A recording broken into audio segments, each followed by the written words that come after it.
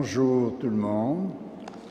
Cette messe à 8h30 est célébrée pour Madame Christine Bénet et a été recommandée par Monsieur Yves Boussiki.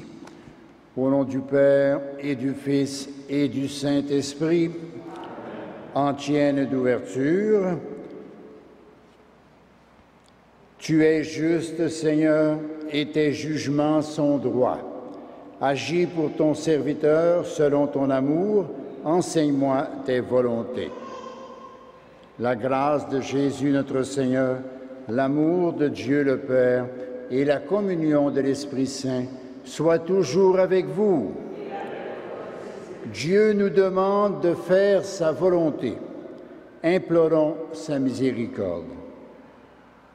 Seigneur Jésus, pour que notre foi soit de plus en plus audacieuse, ouvre nos cœurs et prends pitié de nous.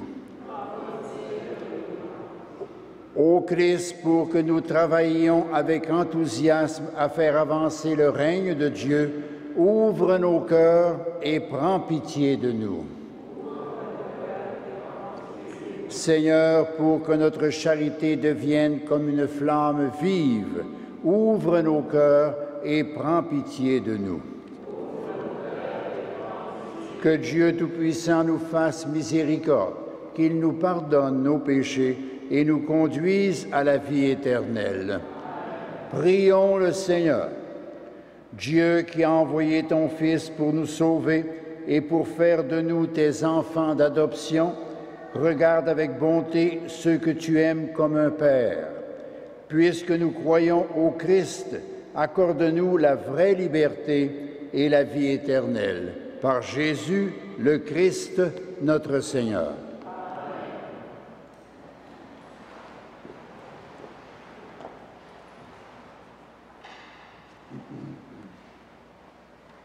Lecture du livre des Lévites. Le Seigneur parla ainsi à Moïse. Voici les solennités du Seigneur, les assemblées saintes auxquelles vous convoquerez aux dates fixées les fils d'Israël. Le 14e jour du premier mois, au coucher du soleil, ce sera la Pâque en l'honneur du Seigneur. Le 15e jour de ce même mois, ce sera la fête des pains sans levain en l'honneur du Seigneur. Pendant 7 jours, vous mangerez des pains sans levain. Le premier jour, vous tiendrez une assemblée sainte et vous ne ferez aucun travail d'esclave. Pendant 7 jours, vous offrirez au Seigneur des nourritures préparées au feu. Le 7e jour, vous aurez une assemblée sainte et vous ne ferez aucun travail d'esclave. Le Seigneur parla encore à Moïse. Tu diras aux fils d'Israël, quand vous serez entrés dans le pays que je vous donne et que vous y ferez la moisson, vous apporterez au prêtre la première gerbe de votre moisson. Il la présentera au Seigneur et l'élèvera devant lui pour attirer sur vous sa bienveillance. C'est le lendemain du sabbat que le prêtre fera cette présentation. À partir du lendemain du sabbat, où vous aurez présenté votre gerbe, vous compterez 7 semaines entières. Le lendemain du 7e sabbat, ce qui fera 50 jours, vous offrirez au Seigneur une nouvelle oblation. Le 10e jour du 7e mois, ce sera le jour du grand pardon. Vous tiendrez une assemblée sainte, vous ferez pénitence et vous offrirez au Seigneur des nourritures préparées au feu. À partir du 15e jour de ce 7e mois, ce sera pendant 7 jours la fête des tentes en l'honneur du Seigneur. Le premier jour, celui de l'Assemblée sainte, vous ne ferez aucun travail d'esclave. Pendant 7 jours, vous offrirez au Seigneur des nourritures préparées au feu. Le 8e jour, vous tiendrez une assemblée sainte et vous offrirez au Seigneur un sacrifice. Telles sont les solennités du Seigneur auxquelles vous convoquerez les fils d'Israël pour offrir au Seigneur des nourritures préparées au feu, holocaustes, offrandes, immolations et libations, selon le rituel propre à chaque jour. Parole du Seigneur.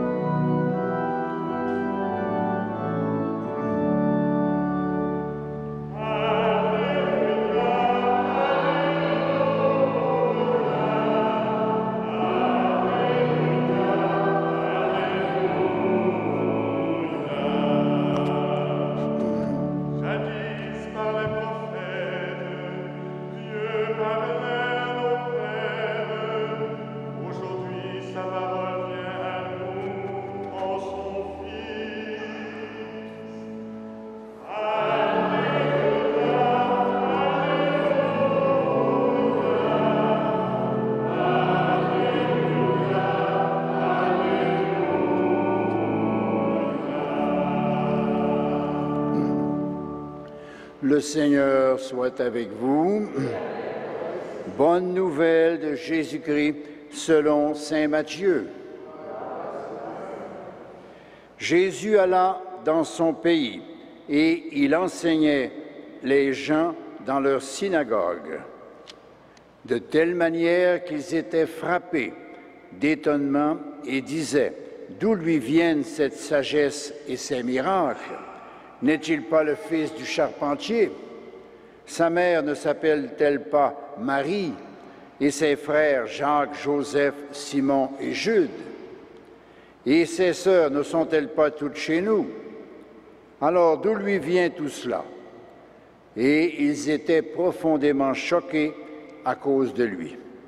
Jésus leur dit, « Un prophète n'est méprisé que dans sa patrie et dans sa propre maison. » Et il ne fit pas beaucoup de miracles à cet endroit-là à cause de leur manque de foi. Acclamons la parole de Dieu.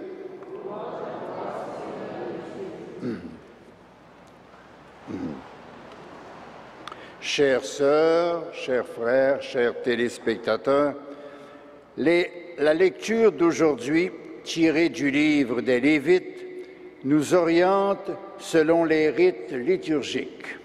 Ce sont des ordonnances qui avaient pour but d'honorer Dieu. Le peuple juif se réunissait à certaines dates, jeûnait, offrait des sacrifices. C'était leur façon de reconnaître Dieu comme leur unique Seigneur, à qui ils remerciaient et à qui ils demandaient pardon de leurs fautes. Jésus va avoir un discours nouveau, discours qui va surprendre plusieurs. Les gens s'exclament, d'où lui vient cette sagesse? N'est-il pas le fils du charpentier? L'acclamation de ce jour résume bien le changement. Jadis, par les prophètes, Dieu parlait à nos pères. Aujourd'hui, sa parole vient à nous en son Fils, L'important, Jésus l'a toujours prêché et vécu, c'est faire la volonté du Père. Voilà l'essentiel, voilà ce qui plaît au Père. En nos jours, les adaptations du culte, comme l'adoption de la langue du peuple, la participation pastorale plus profonde des laïcs, ne visent qu'à mieux faire comprendre et mieux faire pratiquer la parole divine. Le Concile a lancé les grandes pistes pour que le peuple, les petits, les simples, puissent mieux rencontrer Dieu. Les évêques, depuis le dernier Concile, tentent de faire discerner, à partir des Écritures et des signes des temps, le véritable souffle de l'Esprit, car l'Esprit Saint nous accompagne, et cela jusqu'à la fin des temps. Comme disciples de Jésus, nous, les baptisés, nous sommes appelés à faire un effort de compréhension et de renouvellement. Nous devons garder un esprit ouvert à l'orientation concrète de nos pasteurs. Notre esprit demeurera enraciné dans la vraie tradition, celle que Dieu privilégie, celle que le Saint-Esprit suscite, celle qui plaît à Dieu. C'est avant tout la conversion du cœur, l'amour fraternel, la confiance en notre Dieu, notre Père tout aimant. Jésus, contemplé dans les évangiles, est pour nous le modèle à imiter.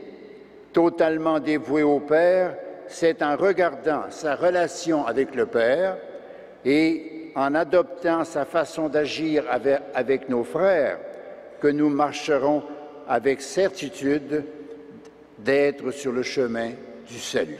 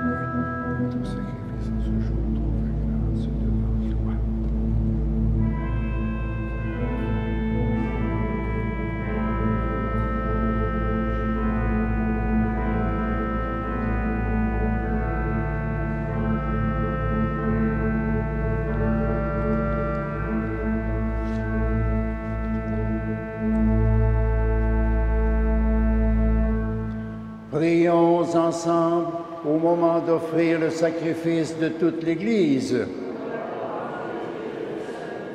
Dieu qui donne la grâce de te servir avec droiture et de chercher la paix, fais que cette offrande puisse te glorifier et que notre participation à l'Eucharistie renforce les liens de notre unité par Jésus, le Christ, notre Seigneur. Le Seigneur soit avec vous. Élevons notre cœur. Rendons grâce au Seigneur notre Dieu. Vraiment, il est juste et il est bon de te rendre gloire, de t'offrir notre action de grâce toujours et en tout lieu, à toi, Père très saint, Dieu éternel et tout-puissant.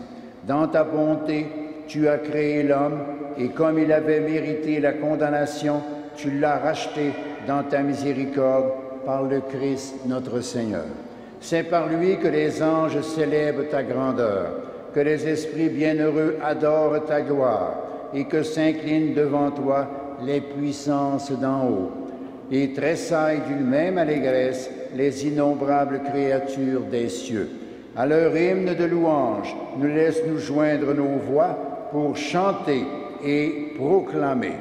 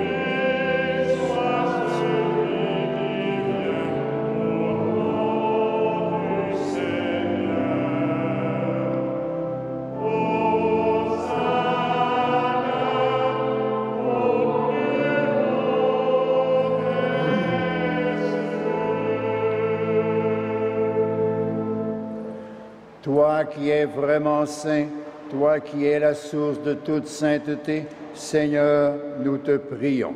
Sanctifie ces offrandes en répandant sur elles ton esprit, qu'elles deviennent pour nous le corps et le sang de Jésus, le Christ, notre Seigneur.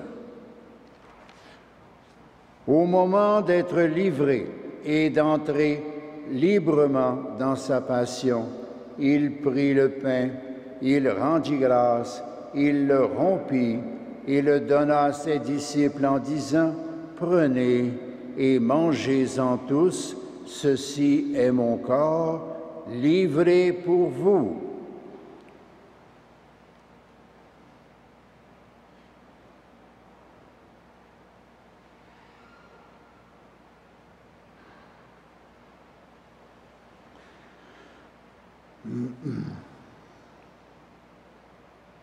De même, à la fin du repas, il prit la coupe.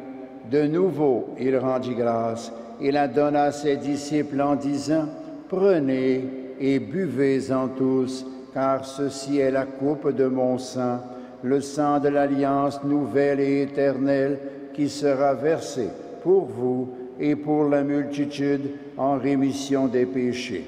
Vous ferez cela en mémoire de moi. »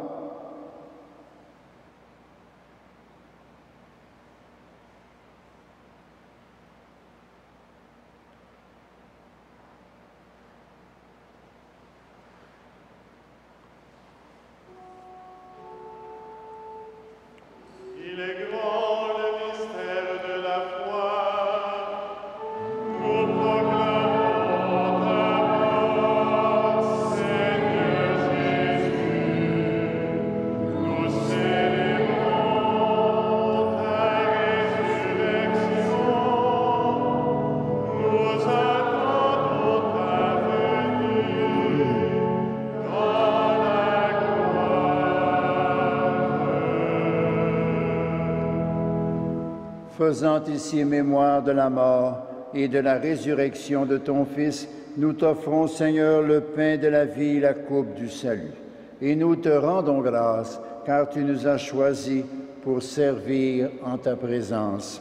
Humblement, nous te demandons qu'en ayant part au corps et au sang du Christ, nous soyons rassemblés par l'Esprit Saint en un seul corps. Souviens-toi, Seigneur, de ton Église répandue à travers le monde. Fais-la grandir dans ta charité avec le pape François, notre évêque Christian et tous ceux qui ont la charge de ton peuple. Souviens-toi aussi de nos frères et sœurs qui se sont endormis dans l'espérance de la résurrection et de toutes les personnes qui ont quitté cette vie. Reçois-les dans ta lumière auprès de toi. Sur nous tous, enfin, nous implorons ta bonté. Permets qu'avec la Vierge Marie, la bienheureuse Mère de Dieu, avec Saint Joseph, son glorieux époux, avec les apôtres et les saints de tous les temps qui ont vécu dans ton amitié, nous ayons part à la vie éternelle et que nous chantions ta louange par Jésus-Christ, ton Fils bien-aimé. Par lui, avec lui et en lui, à toi, Dieu le Père Tout-Puissant, dans l'unité du Saint-Esprit, tout honneur et toute gloire pour les siècles des siècles.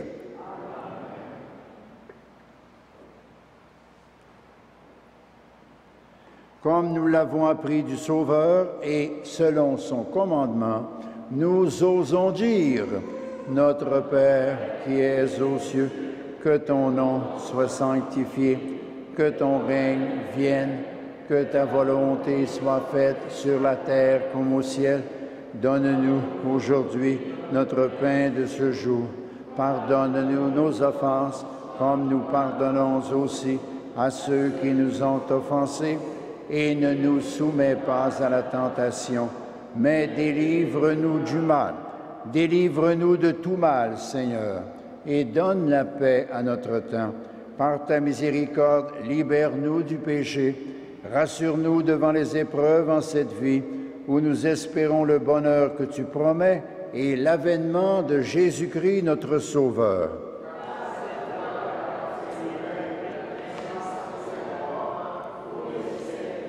Seigneur Jésus-Christ, tu as dit à tes apôtres, je vous laisse la paix, je vous donne ma paix. Ne regarde pas nos péchés, mais la foi de ton Église. Pour que ta volonté s'accomplisse, donne-lui toujours cette paix et conduis-la vers l'unité parfaite, toi qui règnes pour les siècles des siècles. Que la paix du Seigneur soit toujours avec vous.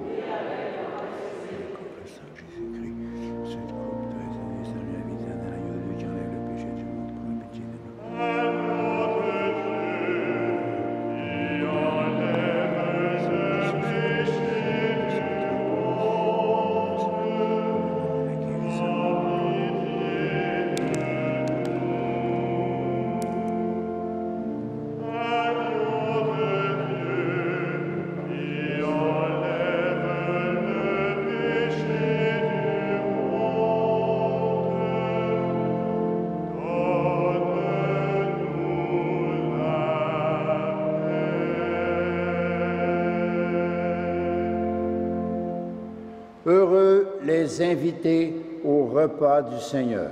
Voici l'agneau de Dieu qui enlève le péché du monde. Seigneur, je ne suis pas digne de te recevoir, mais dis seulement une parole et je serai guéri.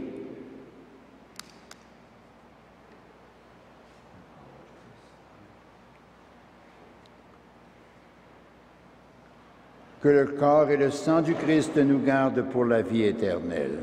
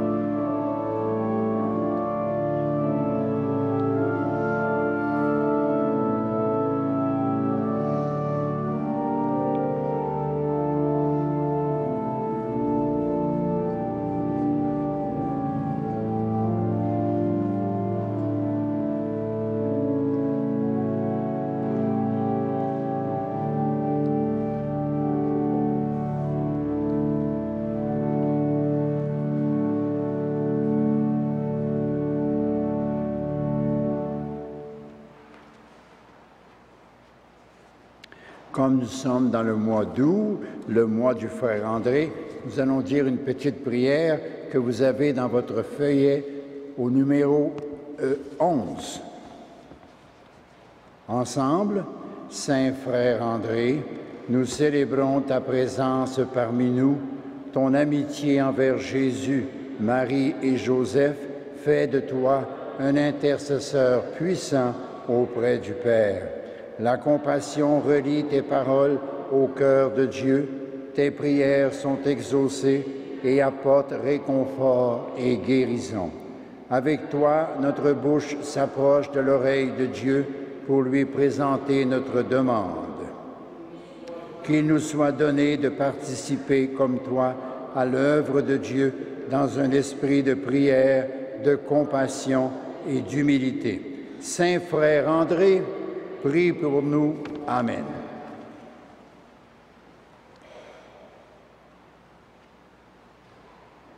Antienne de la communion, je suis la lumière du monde, dit le Seigneur. Celui qui me suit ne marchera pas dans les ténèbres, il aura la lumière de la vie. Prions le Seigneur.